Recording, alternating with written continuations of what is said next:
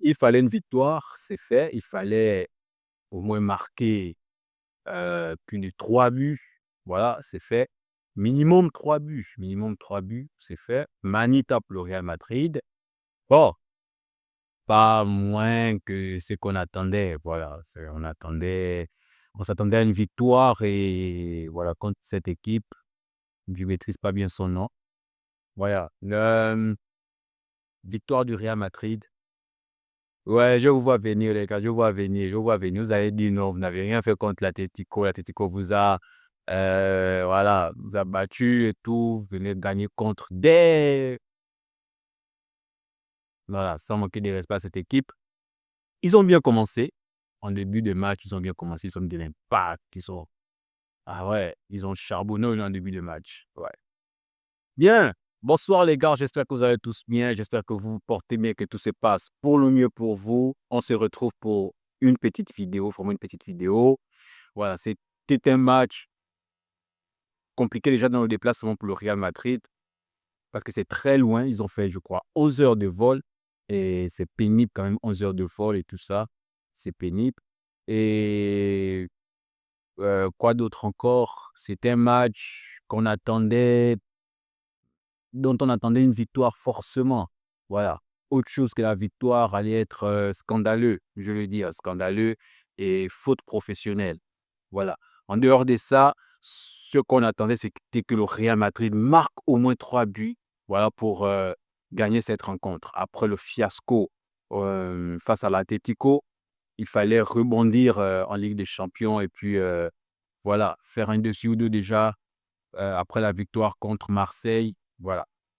Donc, le Real Madrid s'impose. Il y a des bonnes choses à dire. Il y a des bonnes choses à dire. Il y a des choses aussi moins bonnes. Bon, peut-être en début de match, j'ai pas kiffé au début de match du Real Madrid parce que il y avait comme la peur, il y avait comme la peur d'attaquer, de presser et même les récupérations, c'était un peu laborieux, c'était pas très propre et tout. Le Real Madrid s'est fait un peu manger dans le pressing. Je vais dire ça comme ça. Il s'est fait manger un peu dans le pressing en début de match, peut-être dans les 20 premières minutes, même les 30 premières minutes. Voilà. C'est vrai qu'en première mi-temps, il y a eu ce penalty provoqué par Astantuono. Mais dans le jeu, c'est vrai qu'il y a eu des bonnes choses, comme je dis, il y a eu des bonnes choses. Mais il toujours est de ressortir d'abord ce qui n'a pas marché. Et moi, c'est ce que j'aime. D'abord, ressortir ce qui n'a pas marché pour revoir un peu aussi ce qui a marché, ce qui a fait gagner une rencontre. Bien qu'il n'y ait pas eu victoire ou pas, on sort toujours du bon et du moins bon. Le Real Madrid évolue avec cette formation. Voilà, le Real Madrid évolue avec cette formation. Et pour moi, je m'attendais à ce que Valverde joue à droite, mais il n'a même pas joué toute la rencontre et c'est finalement Asensio qui a joué à droite. Voilà, la défense était composée de David Alaba et Digne Hussein. Comme vous avez constaté, à gauche, c'est avec Fran Garcia que j'ai longuement apprécié pendant cette rencontre. En milieu de terrain, on avait Ceballos et Arda Güler que j'ai aussi aimé. Arda Güler très en fait pendant ce match. Et on avait également sur les côtés Vinicius et Mastantuono en pointe. Kylian Mbappé qui sort de ce match avec un triplé. J'aurais aimé que Vinicius aussi marque. J'aurais aimé que Rodrigo en rentrant marque aussi. Mais Rodrigo, c'est une passe décisive, je crois. Oui, une passe décisive parce que le troisième but de Mbappé, je pense, c'est Arda Güler qui fait le petit, qui touche un peu la balle et puis voilà, il frappe dans les cages. Maintenant, il faut oublier la défaite contre Atletico. Il faut se reconcentrer sur les prochains matchs parce que c'est ça le Real Madrid. Voilà, on est habitué souvent aux victoires. Aux victoires, c'est vrai que sur les dernières années, quand même, on va dire l'année dernière surtout, on est habitué à quand même déjà la défaite, surtout contre le Barça et contre les grandes équipes. Parce que contre le Milan, on s'est fait écraser au Bernabéu contre quelle équipe là encore? Je ne sais plus trop, j'ai pas ma mémoire rafraîchie. Mais contre les grandes équipes, l'année dernière, la saison dernière, on s'est fait quand même écraser. Et c'est quelque chose à laquelle on est déjà habitué. Voilà. Contre les grandes équipes, le Real Madrid ne connaît pas de victoire. Et c'est un peu désolant de le dire. C'est un peu désolant de le dire parce que contre Paris, on a pris. Contre le Milan, on a pris. Contre l'Atlético, dernièrement, on a pris. Contre le Barça, on a cessé de le prendre l'année dernière. Voilà. Et c'était pas bien. C'était pas bien. On espère que cette année, avec la progression des joueurs, la progression de l'équipe, la progression du football que veut instaurer Xavi Alonso, euh, il y a des bons résultats, surtout contre des grandes équipes, les gars. Les joueurs, les équipes même, des petites équipes même, on va dire ça comme ça, les petites équipes même n'ont plus peur du Real Madrid. Le Real Madrid n'inspire plus la crainte, la peur, d'accord? Et c'est quelque chose qui doit revenir. C'est quelque chose qui doit revenir. Le Real Madrid qui gagne les 3 Ligues des Champions faisait peur. Le Real Madrid qui euh, avait la BBC, le Real Madrid qui avait Sergio Ramos, qui avait même au Real Madrid, même de Vinicius et Rodrigo. Bellingham, quand il vient et tout, voilà. De Benzema, le Real Madrid de Benzema qui gagne la Ligue des Champions avec Carlo Ancelotti en 2022, avait inspiré la crainte. Même si on encaissait, mais on inspirait la crainte. On savait que le Real Madrid pouvait revenir. Le Real Madrid pouvait faire une remontada, le Real Madrid pouvait sortir de nulle part et gagner une rencontre. Mais là, n'importe quelle équipe peut se dire aujourd'hui que le Real Madrid est prenable. Le Real Madrid est jouable. Et c'est ce qu'il faut corriger cette saison-là. Et cela passe déjà par les victoires qu'on pourra confirmer contre les grandes équipes, contre les équipes qui jouent au très haut niveau. Voilà.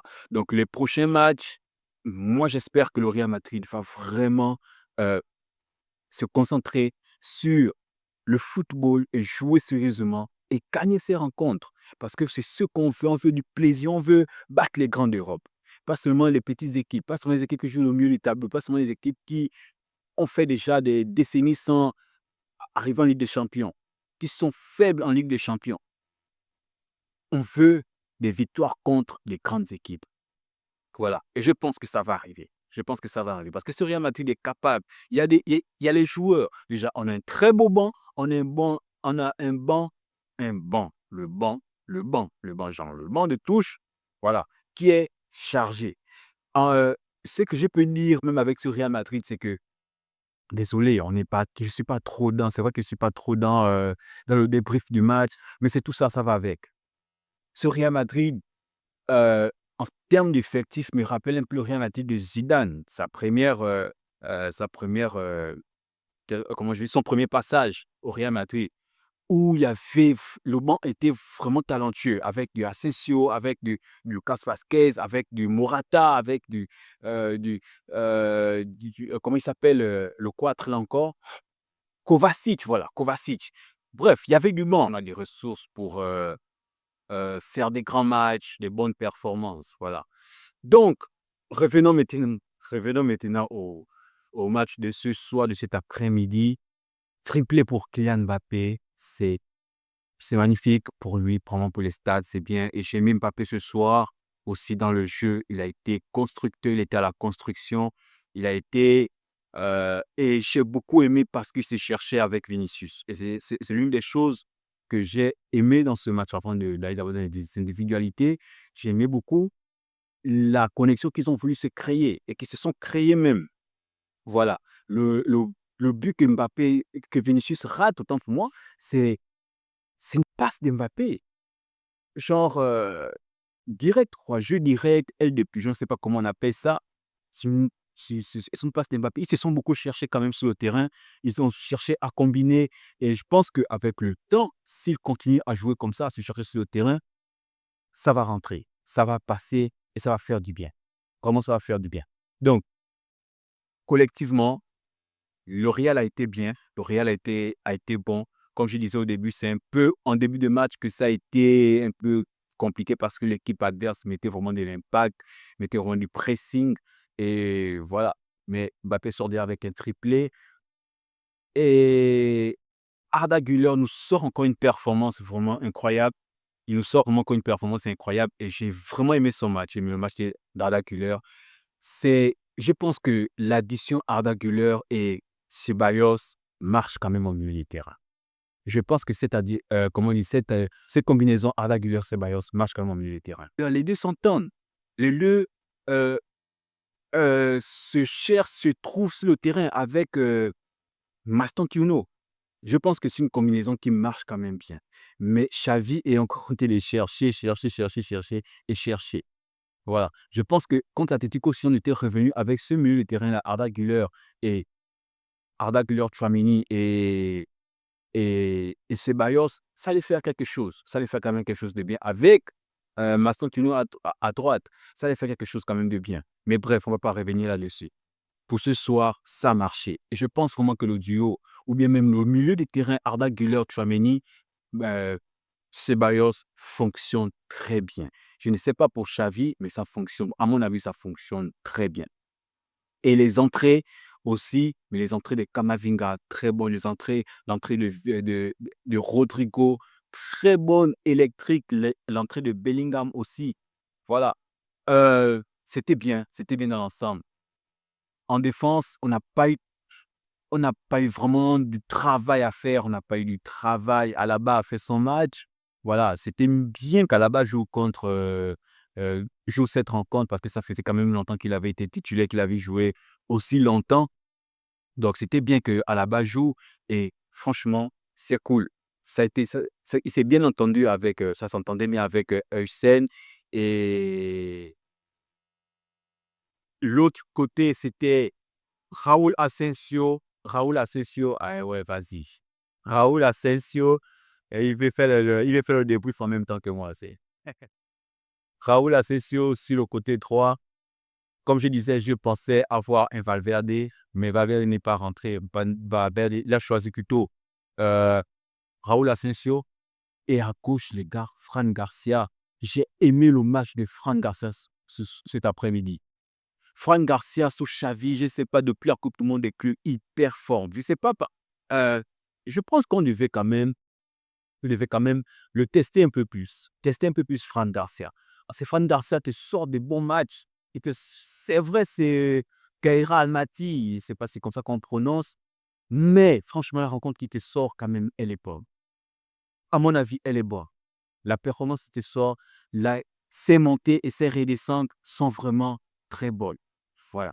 Ont été très bonnes sur ce match. Maintenant, Raúl Asensio, ce n'est pas son poste de prédilection, mais il a fait son match aussi. Il a fait son match, il a fait deux montées, je crois, deux montées dans ce match-là qui étaient intéressantes.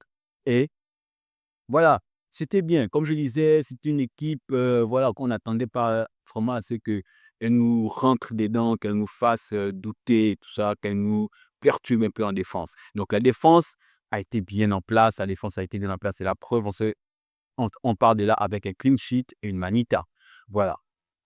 En milieu de terrain, pour moi, c'était une masterclass d'Arda Güler. Masterclass d'Arda Güler, les gars. Quand Arda Güler est comme ça, le Real Madrid va bien. Quand, en milieu de terrain, je vais dire, quand Arda Güler est comme ça. Et Ceballos aussi, qui sait très bien jouer dans les petits espaces, qui sait très bien monter, qui sait très bien revenir demander et organiser le jeu. Ceballos, j'ai vraiment aimé. Tchouaméni, c'est comme vous connaissez, toujours en train d'aider la défense, toujours en train de faire du propre et couper les ballons des attaques adverses et tout ça. J'ai aimé, franchement, mieux les terrains du Real Madrid. Cet après-midi, j'ai clairement aimé. Et je pense que c'est mieux les terrains que Xabi Alonso ne veut quand même. C'est vrai qu'il y a le retour de Bellingham et Camavinga. On va voir avec leur progression, mais ils ne sont pas encore à 100%. Voilà. Mais le temps qu'ils reviennent, que ça soit d'abord ça le milieu de terrain. Voilà, en attaque, c'est comme je commençais par dire, Vinicius et Mbappé se sont beaucoup cherchés. Mastantuono aussi, bon, il ne fait pas un grand match, c'est pas un grand match qu'il fait, mais bon, on va pas, voilà, tenir trop rigueur. Mais c'était bien dans l'ensemble. C'était bien dans l'ensemble, le match du Real Madrid, que ce soit la défense, en attaque, c'était bien. Courtois n'a pas eu beaucoup de travail à faire ce soir, et voilà. Donc, qu'est-ce que j'ai pu encore ajouter sur cette rencontre? On se concentre maintenant sur le match de samedi ou dimanche, je crois samedi. On se concentre sur le match de samedi. Et en fait, tous ces matchs-là sont bien, les gars. Moi, j'attends le Classico. J'attendais le match contre l'Atlético. J'ai été déçu. J'attends le match contre le Barça et on verra ce que le Real Madrid est capable de nous apporter, est capable de nous donner. Et aussi, on va aussi jouer avec des champions contre les grandes équipes. Et voilà, le Real Madrid doit monter en puissance. Donc, Passons au top et au flop de cette rencontre. Pour moi, je mets premier top, je vais commencer par les tops. Je vais mettre Arda Güler, je vais mettre Dino Hussein dans les tops. Je vais mettre également euh, Fran Garcia dans les tops. Je vais mettre qui encore là? Je vais mettre Kylian Mbappé dans les tops. Vinicius nous rate une action, un piqué vraiment inratable, mais je vais quand même le mettre dans les tops aussi. Voilà. Là, dans mes flops, je vais mettre. Est-ce qu'il y a des flops même à ce match-là? Est-ce qu'il y a des flops, les gars? Je ne sais pas. Je ne sais pas. Mais dans les flops, je vais mettre qui là? Wesh, je vais mettre qui? Je vois pas. J'ai envie de mettre Maston Tounou, mais ce sera un peu trop sévère de mettre Maston Tounou. Euh, voilà. L'équipe a été top. Voilà, l'équipe a été top, au top, et gardons ça comme ça. Voilà. Manita, les gars, c'est tout ce qu'il fallait faire ce soir, c'est tout ce qu'il fallait nous donner après la défaite contre l'Atlético de Madrid. Et merci, les gars, pour la Manita. Voilà. Merci, les gars, pour la Manita, parce que c'est ce que moi, je voulais. Manita. Au moins pour nous rappeler qu'on a fait 5 buts contre l'Atlético. Voilà. Mais, c'était pas blanc. Portez-vous bien, les gars. Si j'ai oublié quelque chose, mettez-moi ça en commentaire. Je rappelle encore que les gars, abonnez-vous. Beaucoup regardent des vidéos, beaucoup regardent, mais beaucoup ne s'abonnent pas. Abonnez-vous les gars. On s'abonne, on partage, on like. Ça va faire du bien à la chaîne, ça va faire du bien. La chaîne doit grandir et s'épanouir.